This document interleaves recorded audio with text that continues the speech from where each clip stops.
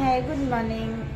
कसे आहात सगळे? आय होप सगळे ठीकच असतील. चला मग आजच्या व्हिडिओला स्टार्ट करूयात. तर सकाळी आधी मी उठले, त्याच्यानंतर थोडं दात वगैरे घासून घेतलं, गरम पाणी घेतलं. तर मी जवळजवळ 8 दिवस झालं घरातलं आवरायचं ठरवलं होतं, पण ते काय होत नव्हतं. माझ्या कामामुळे मला वेळच नव्हता भेटला. त्यामुळं आज फायनली मी ठरवलं की मला घरातलं सगळं आवरायचं आहे, कारण बरं नव्हतं आणि घरात दुसरं करायलाही कोणी नव्हतं. पहिलं माझी आई असायचे गावी, तर मी सगळं मम्मीवरती ढकलून द्यायचे.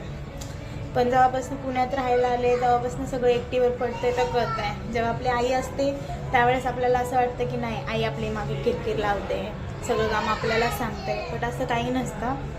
जेव्हा आपण आईबापापासून लांब राहायला लागतो ना, तशा खूप काही गोष्टी आपल्याला स्वतःहून करू लागतात. मग ते आपण आजारी असू नसू तर ते आपल्यालाच करणं आहे. तर माझ्यासोबत पण असंच काहीतरी घडलं. मग सकाळी मी मस्त उठले, आज आवरायचं ठरवलं होतं. त्यामुळे मग डिमार्टमधनं सामान आलेलं माझं तसंच पडलं होतं. ते आधी सगळे डबे वगैरे टाकून घेतलं. मग ते बॅग्स आहेत ते पण मी मस्त फोल्ड करून ठेवलेलं. पहिलं मला असं वाटायचं, मम्मी काय आहे असं कचरा सगळं घरात गोळा करून ठेवते.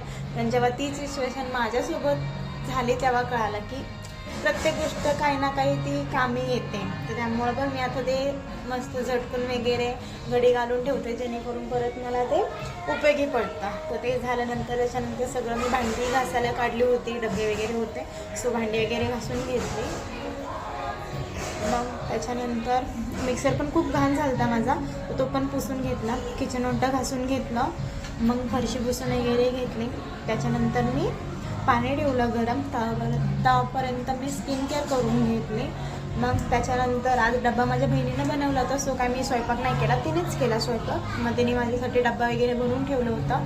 मग मी आंघोळ वगैरे केली, थोडासा चहा घेतला, त्यावर मग देवपूजा वगैरे करून घेतलं आणि निघाले मी माझ्या कामावर आले. कामावरचं माझा युनिफॉर्म वगैरे घालून घेतला. मग मी चालले कामावर आल्या पण कुठं सगळं काम आता मी काम करणार आहे. सो भेटूया नेक्स्ट व्हिडिओमध्ये.